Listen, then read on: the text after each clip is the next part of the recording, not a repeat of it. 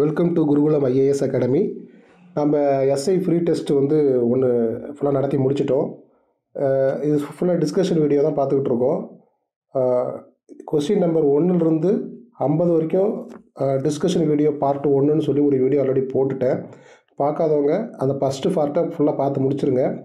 இந்த வீடியோ வந்து பார்த்தீங்கன்னா பார்ட் 2 வீடியோ, அதாவது கொஸ்டின் நம்பர் 51லேருந்து 100 வரைக்கும் ஃபுல்லாக நம்ம இந்த வீடியோவில் ஃபுல்லாக எல்லா கொஸ்டினும் கீஸ் அண்ட் டிஸ்கஷன் ஃபுல்லாக பார்க்க போகிறோம். சரிங்களா?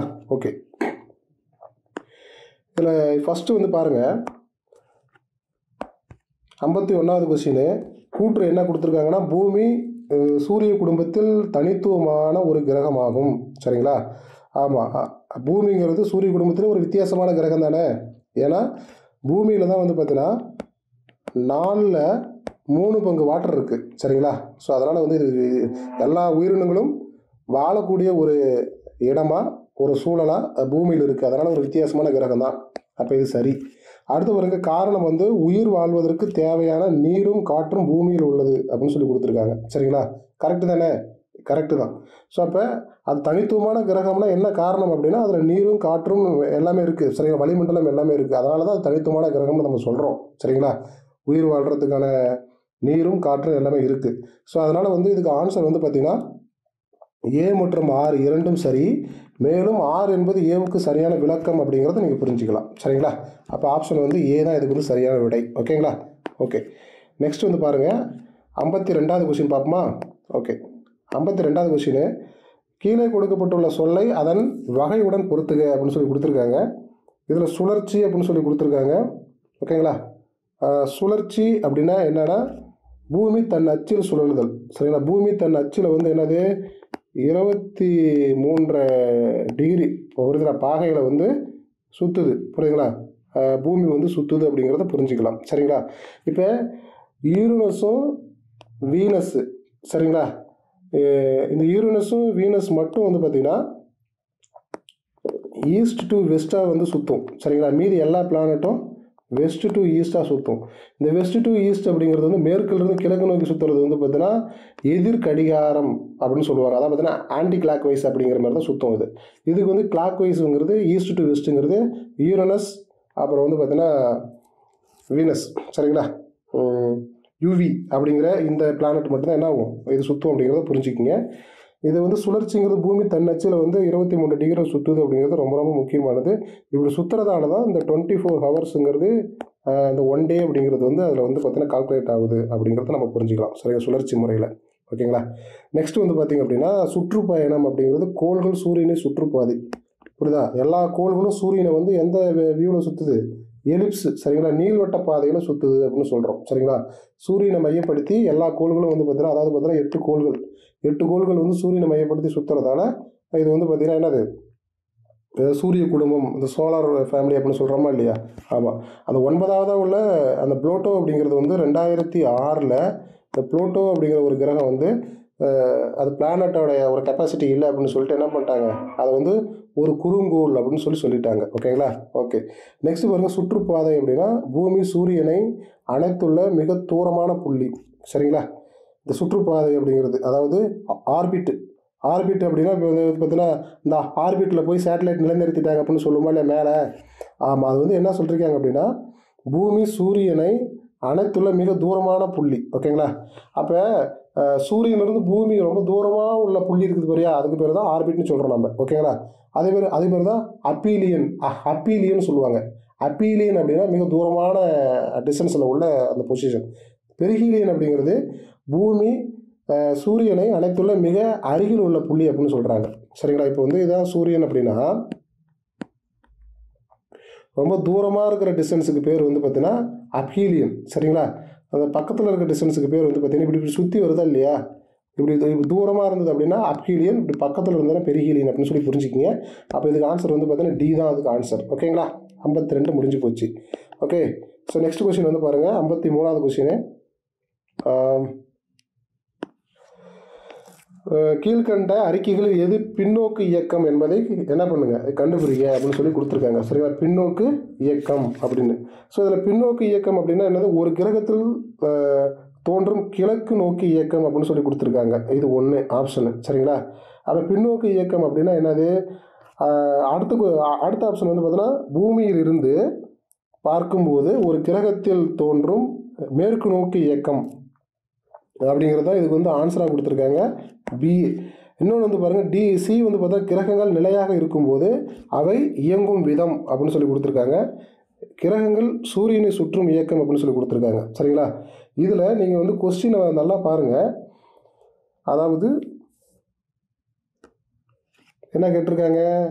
கீழ்கண்ட அறிக்கைகள் எது பின்னோக்கு இயக்கம் அப்படின்னு சொல்லி கொடுத்துருக்காங்க. அதாவது பின்னோக்கு இயக்கம் அப்படின்னா பூமியில் இருந்து பார்க்கும் பொழுது ஒரு கிரகத்தில் தோன்றும் மேற்கு நோக்கு இயக்கம். சரிங்களா?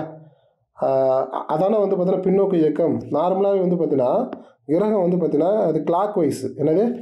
ஆமாம், இது கிளாக் வைஸ்னு பார்த்தீங்க அப்படின்னா ஈஸ்ட் டு வெஸ்ட்டு. சரிங்களா? ஆமாம், இதுதான் வந்து கிளாக் வைஸ்னு சொல்லுவாங்க. இது வந்து கடிகார திசையில் சுற்றுறது. ஓகேங்களா? ஆன்டி கிளாக் வைஸ் அப்படின்னா வெஸ்ட் டு ஈஸ்டில் சுற்றக்கூடியது. சரிங்களா?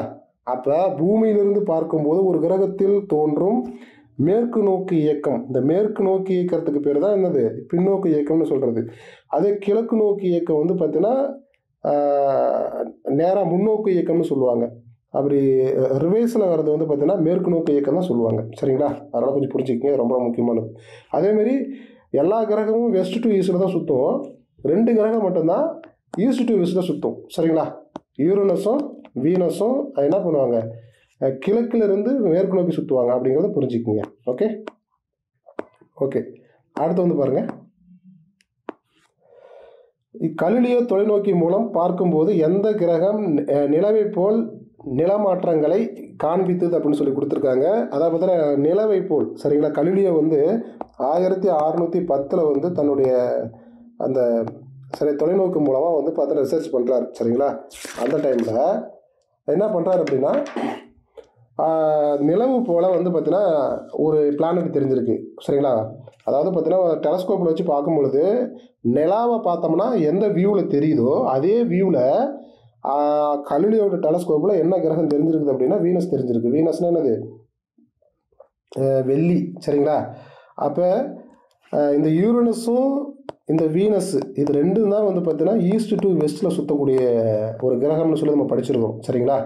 அப்போ இந்த நிலவில் போல் தெரியக்கூடியது அப்படியே நிலவில் போல் நிலமாற்றங்கள் தெரியுது அப்படின்னா என்ன மீனிங்னா, அதாவது பார்த்தீங்கன்னா ஆஃபாக தெரியும், அல்லது காலாக தெரியும், அல்லது முக்காலாக தெரியும்.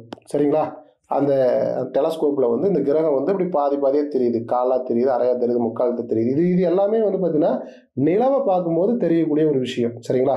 அதுதான் வந்து இங்கே தெரிஞ்சிருக்கு. சரிங்களா? அதனால் வந்து நிலாவை பார்க்குற மாரி ஒரு கான்செப்டில் வந்து கலிலியோவுக்கு வேறு எந்த கிரகம் வந்து அவருக்கு வந்து வியூவில் அப்படி பட்டுச்சு அப்படின்னா வீனஸ், வெள்ளி தான் அப்படிங்கிறத நீங்கள் புரிஞ்சுக்கிங்க.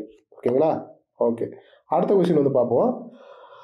கூற்று ஏ, சூரியனை சுற்றி புதன் நகரும் கால நேரம் அனைத்து கிரகங்களிலும் மிக குறைவாகவே உள்ளது. சரிங்களா? அதாவது சூரியனை சுற்றி புதன் நகரும் கால நேரம் அனைத்து கிரகங்களிலும் மிக குறைவாக உள்ளது. ஆமாம் தானே? ஆமாம் தான். சூரியனுக்கு பக்கத்தில் உள்ள கிரகங்கிறது என்னது? புதன் தான். புதனை வந்து நம்ம என்ன சொல்கிறோம்? மெர்க்குரின்னு சொல்கிறோமா? மெர்க்குரிங்கிறது என்னன்னா கிரேக்கோடைய தூதுவர். கிரேக்கோட காட் இருக்குல்ல, அதனுடைய தூதுவர், ஒரு அம்பாசிடர் அப்படின்னு சொல்லலாம். அப்புறம் கிரேக்க கடவுளின் தூதுவர் என்று அழைக்கப்படக்கூடிய கிரகம் வந்து என்னன்னா மெர்க்குரி. அதுதான் புதன்னு சொல்கிறோம். புதன் என்றால் புத்தி, அறிவு அப்படின்னு சொல்லி தமிழ் மீடியத்தில் நம்ம படிச்சிருப்போம். சரிங்களா? புதன் கிரகம் இது வந்து எப்பயுமே எப்படி இருக்கும் அப்படின்னா சாலிடாக தான் இருக்கும். சரிங்களா? ஓகே அடுத்து வந்து பாருங்கள் காரணம். புதன் சூரியனுக்கு தொலைவில் உள்ள கிரகம் அப்படி இல்லை, மிக அருகில் உள்ள கிரகம். அப்போ இது தப்பு. சரிங்களா? அப்போ ஆப்ஷன் ஏ மட்டும்தான் ரைட்டு. அதாவது பார்த்தீங்கன்னா கூற்று ஏ மட்டும்தான் உண்மை, ஆறுங்கிறது தவறு. அப்போ இதுதான் ஆன்சரு. சரிங்களா?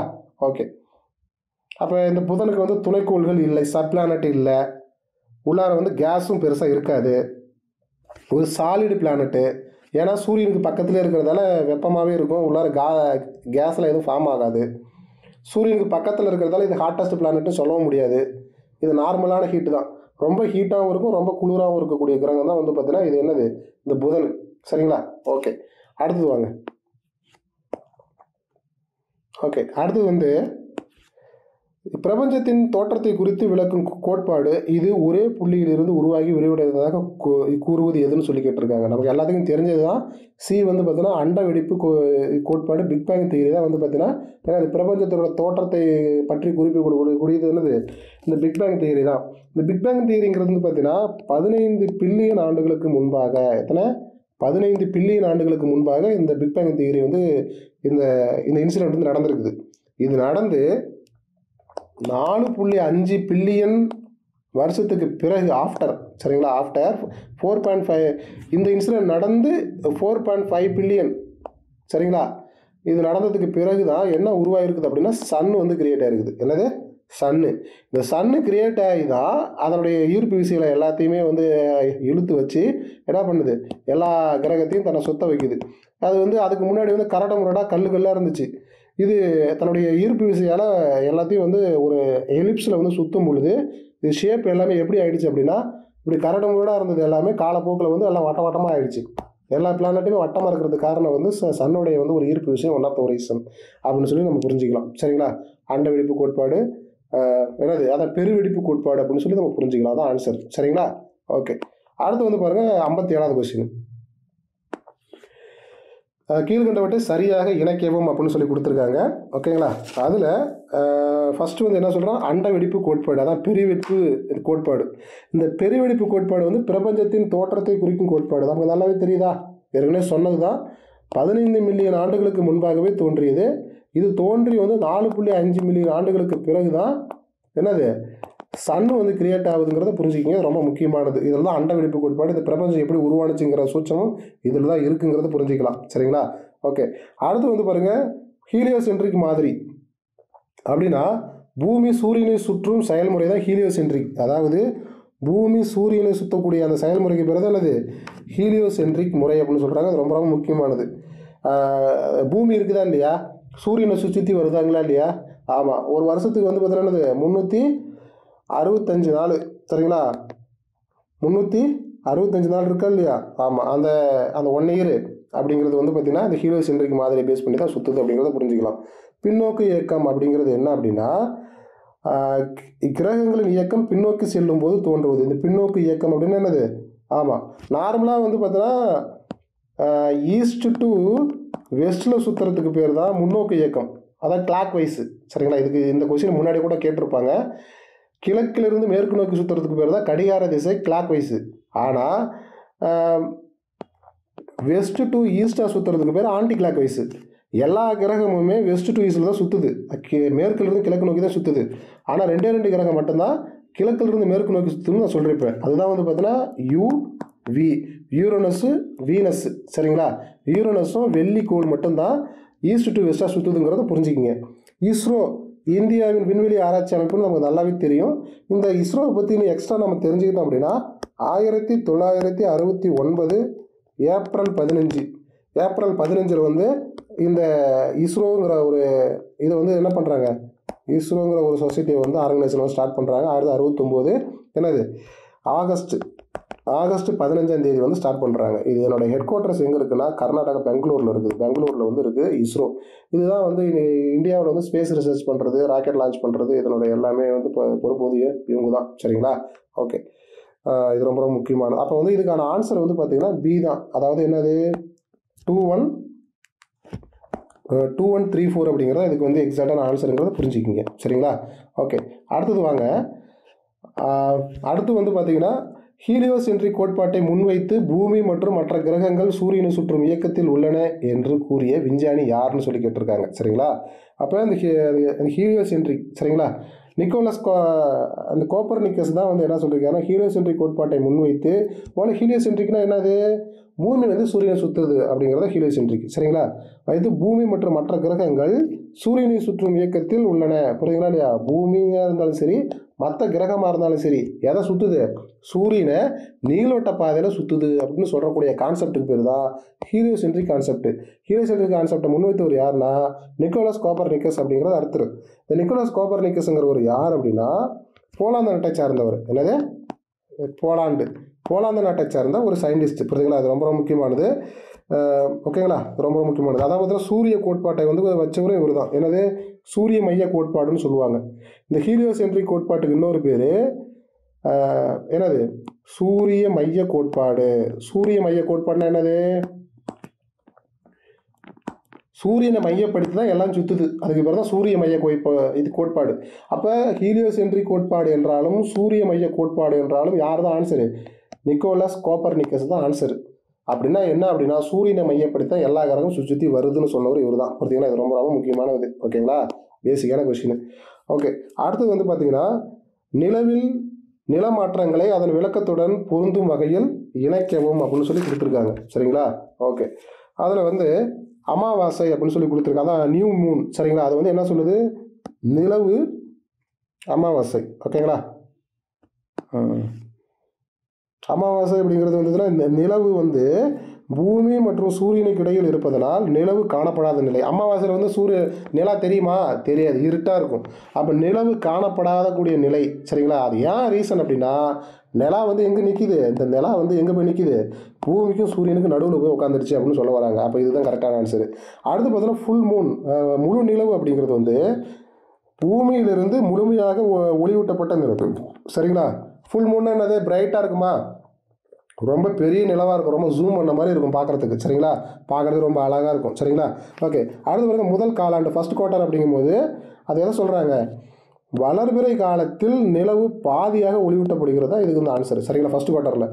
மூன்றாவது காலாண்டில் வந்து தேய்பிறை காலத்தில் நிலவு பாதியாக ஒளியூட்டப்படுகிறது, இது ஆன்சர். சரிங்களா, ஸோ அப்போ எக்ஸாக்டான ஆன்சர் வந்து பார்த்தீங்கன்னா சி வந்து 3, 2, 1 தான் இதுக்கு வந்து எக்ஸாக்டான ஆன்சர் அப்படிங்கிறத புரிஞ்சுக்கிங்க. ஓகேவா. அடுத்து வந்து 60 வந்து 60வது கொஸ்டின், நமது சூரிய குடும்பம் எந்த ஆகாய கோளத்தில் உள்ளது, எந்த பால்வெளி மண்டலத்தில் உள்ளது அப்படின்னு கேட்டிருக்காங்க. அதாவது பார்த்தீங்கன்னா அதான் மில்கிவே கேலக்சின்னு சொல்லுவாங்க. மில்கிவே கேலக்சியில் தான் நம்மளுடைய சூரிய குடும்பம் இருக்குங்கிறத புரிஞ்சுக்கிங்க, ரொம்ப ரொம்ப முக்கியமானது. இது மில்கிவே கேலக்சி. ஓகேங்களா, ஸோ இந்த மில்கிவே கேலக்சி பால்வெளி அண்டம். சரிங்களா, அந்த பால்வெளி அண்டத்தில் தான் எது இருக்குது, நம்மளுடைய சூரிய குடும்பம் இருக்குது. சூரிய குடும்பத்தில் தான் நம்ம யார் இருக்கோம், நம்மளுடைய எர்த் இருக்குது, புவி இருக்குது அப்படிங்கிறத புரிஞ்சுக்கிங்க. நம்ம புவிக்கு பக்கத்திலே உள்ள மில்கிவே கேலக்சிலாம் நம்ம பார்த்துருப்போம், ஆண்ட்ரோமேடா அப்படின்னு சொல்லி படிச்சிருப்போம். அதெல்லாம் கொஞ்சம் எக்ஸ்ட்ரா நோட் பண்ணிக்கிங்க. சரிங்களா, ஓகே. ஸோ நெக்ஸ்ட் பாருங்கள், 61வது, வானியல் துறையில் சிறந்த பங்களிப்பு செய்த விஞ்ஞானிகளை அவர்களின் கண்டுபிடிப்புகளுடன் பொருந்தும் வகையில் இணைக்கும் அப்படின்னு சொல்லியிருக்கேங்க. இது கலிலி அப்படிங்கிறது வந்து பார்த்தீங்கன்னா தொலைநோக்கியை கண்டுபிடித்து வியாழன் சந்திரன்களை கவனித்தவர். சரிங்களா, ரொம்ப முக்கியமானது. தொலைநோக்கியை கண்டுபிடித்தவர் இவர் தான். புரியுதுங்களா, அதான் 1610 சொல்லிருப்பேனா இல்லையா.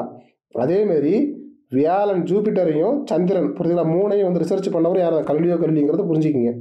அடுத்தது டாலமி அப்படிங்கிறவர் வந்து பார்த்தீங்கன்னா பிரபஞ்சம் பூமியை மையமாக கொண்டது என்று கூறுகிறவர். டாலமி கோட்பாடு வந்து இது ரொம்ப தவறான கோட்பாடு.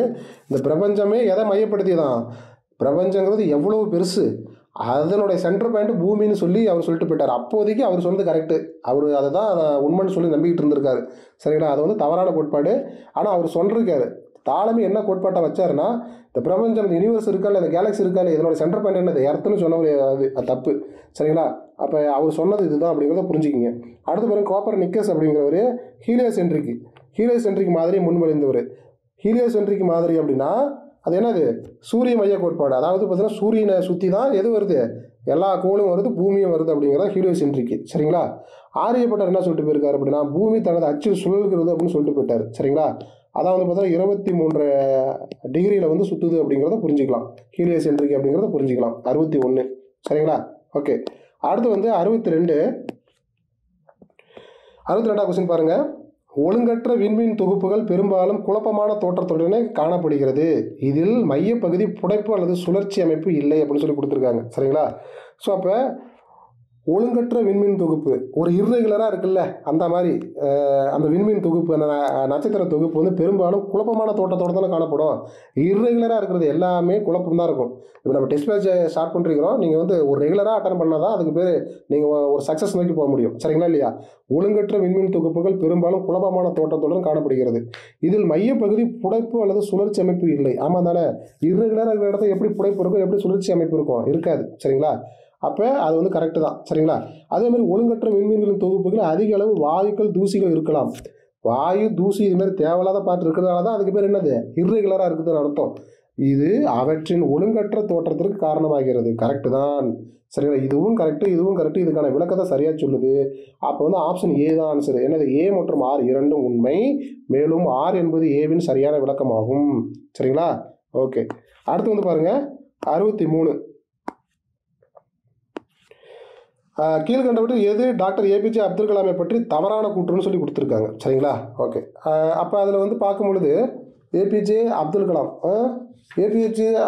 கலாம் பற்றி தவறான கூற்றுன்னு பார்க்கும் பொழுது அங்கே பாருங்கள், 1980 வந்து பார்த்தீங்கன்னா SLV-3 மூலம் ரோஹிணி 1 என்ற செயற்கைக்கோளை வெற்றிகரமாக ஏவினார் அப்படிங்கிறது. சரிங்களா, எது தவறான கூற்றுன்னு கேட்டிருக்காங்க. இது சரிதான். சரிங்களா, 1980.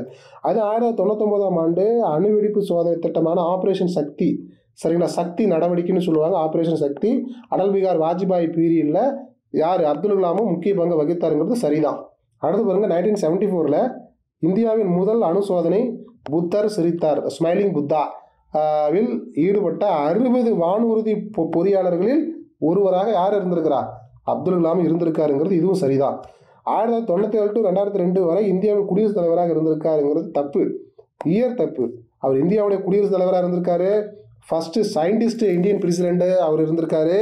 சரிங்களா, பாரத்னா விருது வாங்கியிருக்காரு. இதெல்லாம் தாண்டி அவர் எப்போ வந்து இருந்தார் அப்படின்னா, இந்தியாவுடைய இது பிரசிடெண்ட்டாக இருந்தாருன்னா 2002 2007 வரைக்கும் என்னவா இருக்காரு, பிரசிடெண்ட்டாக இருந்திருக்காருங்கிறத நம்ம புரிஞ்சிக்கலாம். சரிங்களா, ஓகே. அதனால் வந்து பார்த்தீங்கன்னா டி தான் தப்பு. டி தான் வந்து தப்பான பாயிண்ட்டுங்கிறத புரிஞ்சுக்குங்க. Okay, next 64வது question. 64 வந்து என்ன சொல்லுது அப்படின்னா, விண்வெளி ஆராய்ச்சியின் முதன்மை நோக்கம்ங்கிறது என்னதுன்னு கேட்டிருக்காங்க. என்னது, பூமியின் சுழல் மற்றும் காலநிலையை புரிந்து கொள்ளுது. புரியுதுங்களா, பூமி எப்படி சுற்றுது, இதில் எப்படி கிளைமேட் சேஞ்ச் ஆகுது, ஏதாவது பிரச்சனை வருதா அப்படிங்கிறத முன்கூட்டியே தெரிஞ்சுக்கிறதுக்கு தான் விண்வெளி ஆராய்ச்சி ரொம்ப முக்கியமாக பயன்படுது அப்படிங்கிறத நம்ம புரிஞ்சுக்கலாம். அதனால் ஆப்ஷன் வந்து பி தான் இதுக்கு வந்து ஆன்சர். ஓகேங்களா, ஓகே. Sorry, okay. அடுத்தது வந்து பார்த்தீங்கன்னா 65வது கொஸ்டின் வந்து பாருங்கள், கீழ்கண்ட விண்வெளியை பற்றிய எந்த கூற்று சரியானது. சரிங்களா, சூரியன் மட்டுமே விண்வெளியில் உள்ள ஒரே நட்சத்திரம் அப்படியா, இல்லை ஒன் ஆஃப் த ஒரு ஸ்டார் தான் சன்னு ஒழிஞ்சு அது ஒரு ஒன்லி ஒன் ஸ்டார் வந்து சன்னு அப்படி இல்லை. சரிங்களா, அப்போ வந்து அது தப்பு. அதை சூரியன் ஒரு நட்சத்திரம் தான். சூரியன் மாதிரி பல லட்சம் நட்சத்திரம் உள்ளார இருக்குது. சரிங்களா, விண்வெளி பல கோடிக்கணக்கான விண்வெளிகளின் தொகுப்புகளால் ஆனது. ஆமாம் தானே, ஒரு விண்வெளிங்கிறது ஸ்பேஸுங்கிறது யூனிவர்ஸுங்கிறது கேலக்ஸிங்கிறது பல்வேறு வகையான பொருட்கள் பல்வேறு உள்ளடக்கியது. புரியுதுங்களா, அது வந்து எல்லையே இல்லை. அது எல்லையை யாராலையும் கண்டுபிடிக்க முடியாது. சரிங்களா, பாலண்டமே விண்வெளியில் உள்ள ஒரே விண்வெளி தொகுப்பாகும் அப்படிங்கிறது தப்பு. ஸ்பேஸில் வந்து மில்கிவேங்கிறது ஒன் ஆஃப் த கேலக்ஸி. சரிங்களா, ஆண்ட்ரோமேடா இருக்குது, மில்கிவே இருக்குது, இதுமாரி எக்கச்சக்கமாக இருக்குது. சரிங்களா, விண்வெளி கிரகங்கள் மற்றும் நட்சத்திரங்களால் மட்டுமே ஆனது. விண்வெளி வந்து வெறும் பிளானட்டு வெறும் ஸ்டாரால் மட்டும் ஆனதில்லை. பிளானட்டு, ஸ்டாரு, ஆர்டிஸ்ட்னு சொல்லுவாங்க. அதான் பார்த்தோன்னா நட்சத்திரம், எரிபொருள், விண்கற்கள், தூசிகள், பனிகள், இந்த மாதிரி எக்கச்சக்கமான பார்ட்டுகளால் ஆனது, பனித்துகள்களால் ஆனது தான் இந்த விண்வெளி. வெறும் கிரக நட்சத்திரத்தால் மட்டும் ஆனது இல்லை அப்படிங்கிறது இது மூலமாக புரிஞ்சுக்கலாம். சரிங்களா, அப்போ இதுக்கு வந்து ஆன்சர் வந்து பி, பாம்பே தான் ஆன்சரு. விண்வெளி பல கோடிக்கணக்கான விண்மீன் தொகுப்புகளால் ஆனதுங்கிறது தான் இதுக்கு வந்து எக்ஸாக்டான ஆன்சர். சரிங்களா, ஓகே. அடுத்தது 66வது கொஸ்டின். கீழ்கண்டவைகளில் எது ராக்கெட்டுகளை பற்றி சரியான கூற்று. சரிங்களா, அது வந்து பார்த்தீங்கன்னா ராக்கெட்டை பற்றி சரியான கூற்றுங்கிறது, ராக்கெட்டுகளுக்கு விண்வெளியில் பயணிக்க எரிபொருள் தேவையில்லைன்னு சொல்லியிருக்காங்க. எரிபொருள்னா மேலே போகாது, தப்பு. ராக்கெட்டுகள் நியூட்டனின் முதல் இயக்க விதியை பற்றி சொல்லுது, இதுவும் தப்பு. நியூட்டன் முதல் விதியெலாம் இல்லை. ராக்கெட்டுகள் எதிர் திசையில் வாயு வெளியேற்றத்துடன் மூலம் முன்னே செல்கின்றன. வாயு வந்து எப்போ நெருப்பு எந்த பக்கம் கக்குதோ அதுக்கு ஆப்போசிட்டில் ராக்கெட் போகும். அதான மீனிங்கு. நெருப்பு எந்த பக்கம் கக்குதோ அதுக்கு ஆப்போசிட்டில் ராக்கெட்டு பாஞ்சிட்டு ஓடும். அப்போ ஒவ்வொரு வினைக்கும் எதிர்வினை உண்டு. அப்படிங்களா, அப்போ நியூட்டன்ஸ் தேர்ட் லா, என்னது நியூட்டன்ஸோட தேர்ட் லா பேஸ் பண்ணி தான் ராக்கெட் இயங்குது. ஆன்சர் வந்து சி தான் ஆன்சர். சரிங்களா, ராக்கெட்டுகளை செயற்கைக்கோள்களை விண்வெளிக்கு எடுத்து செல்ல முடியாது, இதுவும் தப்பு. ராக்கெட்டை வச்சு தான் சேட்டலைட் என்ன பண்ணுறோம், நம்ம மேலே கொண்டு போகிறோம். அப்போ வந்து சி தான் எக்ஸாக்டான ஆன்சருங்கிறத புரிஞ்சுக்கிங்க. ஓகேவா, நெக்ஸ்ட் வந்து பார்க்கலாம். 67வது கொஸ்டின். கூற்று, நம்முடைய சூரிய குடும்பம் பால்வெளி அண்ட விண்மீன் தொகுப்பில் உள்ளது. ஆமாம் தானே, ரைட்டு, ஓகே. அடுத்து வந்து பாருங்கள், விண்மீன் தொகுப்பு என்பது பரஸ்பர ஈர்ப்பால் இணைக்கப்பட்ட கோடிக்கணக்கான நட்சத்திரங்களின் தொகுப்பாகும். ஆமாம் தானே, ஆமாம். ஒரு விண்மீன் தொகுப்பு அப்படிங்கிறது வந்து ஒரு கேலக்சிங்கிறது is a collection of billions of stars சரிங்களா. எக்கச்சக்கமான நட்சத்திரங்களை வந்து கோடிங்க நட்சத்திரங்களை உள்ளடக்கியதுக்கு பேர் தான் என்னது விண்மீன் தொகுப்பு கேலக்சின்னு சொல்கிறோம். சரிங்களா. ஒரு நட்சத்திரமே அது எவ்வளோ பெருசு இருக்கும், அவ்வளோ பெருசு இருக்கும். அதுமாரி பல லட்சம் நட்சத்திரங்கள் ஒன்று சேர்ந்து தான் கேலக்ஸி. அப்போ எவ்வளோ பெருசு இருக்குன்னு பாருங்கள். சரிங்களா. நம்மளை மீறி ஒரு சக்தி இருக்குது அப்படிங்கிறத நம்ம இப்போ இதன் மூலம் புரிஞ்சுக்கிறோம். ரெண்டுமே கரெக்டு தான். மேலே உள்ள பால்வெளி அண்டத்துக்கான சரியான விளக்கம் வந்து இது கொடுக்குது. சரிங்களா. அப்போ வந்து ஆப்ஷன் ஏ தான். ஏ மற்றும் ஆர் இரண்டும் உண்மை, மேலும் ஆர் என்பது ஏவுக்கு சரியான விளக்கமாகும் அப்படிங்கிறத நாம் இதன் மூலமாக புரிஞ்சுக்கலாம். ஓகேங்களா. 68வது கொஸ்டின். சரிங்களா. 1975 1975ஆம் ஆண்டு ஏவப்பட்ட இந்தியாவின் முதல் செயற்கைக்கோளுங்கிறது என்னது ஆரியப்பட்டா தான். நமக்கு நல்லாவே தெரியும். சரிங்களா. இந்த ஆரியப்பட்டா. ஸோ இந்த ஆரியப்பட்டாவில் வந்து பார்த்தீங்க அப்படின்னா ஓகே, ஆரியப்பட்டா வந்து 1975ல் ஏப்ரல் 19 லான்ச் பண்ணாங்க. ஏப்ரல் 19 ஆரியப்பட்டாவை இந்தியாவில் முதல் சேட்டலைட், இந்தியாவின் முதல் செயற்கைக்கோள் வந்து ஆரியப்பட்டா தான். ஆனால் அது இந்தியாவில் ஏவப்படலை. எங்கே ஏவப்பட்டாங்க அப்படின்னா யுஎஸ்எஸ்ஆர். சரிங்களா. ரஷ்யா மூலமாக தான் என்ன பண்ணாங்க ஏவுனாங்க. அந்த ராக்கெட் பேர் என்ன அப்படின்னா Cosmos 3M. Cosmos 3M rocket. Cosmos 3M rocket மூலமாக தான் இந்த சேட்டிலைட்டை வந்து என்ன பண்ணாங்க இதில் வச்சு மேலே அனுப்புனாங்க. எப்போ அப்படின்னா 1975 ஏப்ரல் 19 இந்தியன் கவர்மெண்ட்டு இந்த சேட்டலைட்டை ரஷ்யன் கவர்மெண்ட்டோட சப்போர்ட்டில் மேலே அனுப்புனாங்க. சரிங்களா. அப்போ இந்த ஃபஸ்ட்டு ராக்கெட் வந்து எங்கே ஃபஸ்ட்டு போணுச்சு அப்படின்னா ரஷ்யாவிலேருந்து தான் மேலே போச்சு, இந்தியாவிலேருந்து அனுப்பலை. சரிங்களா. ஆமாம். அதை பார்த்தா கைஸ்புதின் யாருன்னு சொல்லுவாங்க. எந்த இடம்னா ரஷ்யாவில் எந்த இடம் அப்படின்னா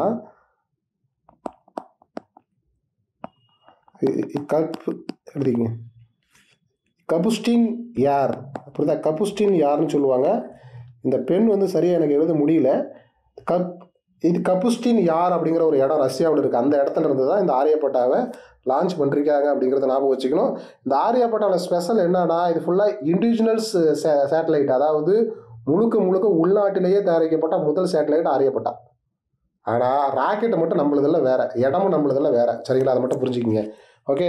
இந்த கிரியோஜெனிக் அடுத்த கொஸ்டின் பாருங்கள். 69 கிரியோஜெனிக் இயக்க முறைமையில் பயன்படுத்தப்படும் எரிபொருள். சரிங்களா. இந்த கிரியோஜெனிக் இது முறைமைகளில் பயன்படுத்தப்படும் எரிபொருள் அப்படின்னா லிக்யூட் ஹைட்ரஜன். என்னது இந்த திரவ ஹைட்ரஜன் அப்படிங்கிறது தான் ரொம்ப ரொம்ப முக்கியமானது. இந்த லிக்யூடு ஹைட்ரஜன் அப்படின்னா கிரியோஸ் அப்படின்னா என்ன அப்படின்னா உறைபனின்னு அர்த்தம். என்னது இந்த கிரியோஜெனிக்கில் இந்த கிரையோஸ் என்னது ஆமாம் கிரையோஸ் அப்படின்னா என்ன மீனிங் அப்படின்னா உறைபனி.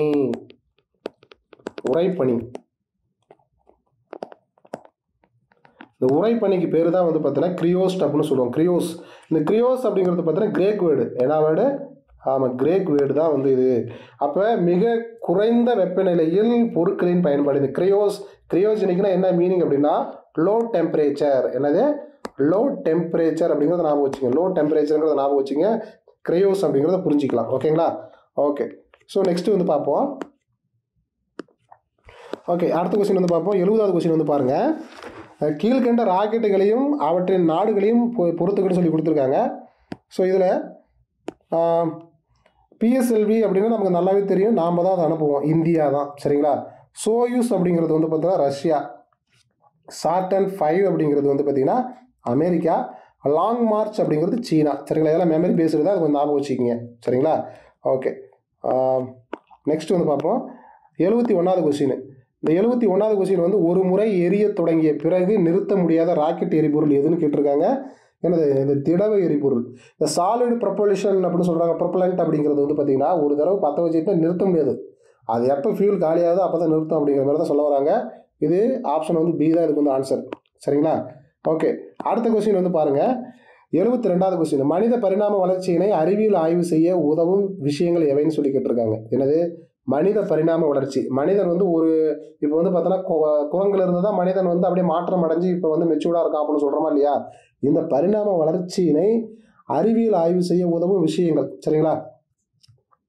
அது வந்து பார்த்தீங்கன்னா மனித பரிணாம வளர்ச்சியினை அறிவியல் ஆய்வு செய்கிறது. அது எது வானியல் ஆராய்ச்சி மூலம் புவியியல் ஆராய்ச்சி மூலம் பண்ணலாமா மனித பரிணாம வளர்ச்சியை? தப்பு. இது தப்பு. அதே மாதிரி சி பாருங்கள், தாவரவியல் மற்றும் உயிரியல் இது மூலமாக பண்ணலாமா? அதுவும் தப்பு. டி பாருங்கள், இயற்பியல் மற்றும் வேதியியல் மூலமாக பண்ண முடியாது. தொல்லியல் ஆர்கியாலஜி மூலமாகவும் அப்புறம் மனிதவியல் ஆந்த்ரோபாலஜி அண்ட் ஆர்கியாலஜி இது ரெண்டு மூலமாக மட்டும்தான் மனிதனுடைய பரிணாம வளர்ச்சியை வந்து என்ன பண்ணலாம். மனிதனுடைய எலும்புக்கூடை கண்டுபிடிக்கிறது ஆர்கியாலஜி டிபார்ட்மெண்ட்டு. அந்த எலும்புக்கூடு வந்து எப்படிலாம் எவாலுவேட் ஆகி மாறி வந்ததுன்னு கண்டுபிடிக்கிறது ஆந்த்ரோபாலஜி. சரிங்களா?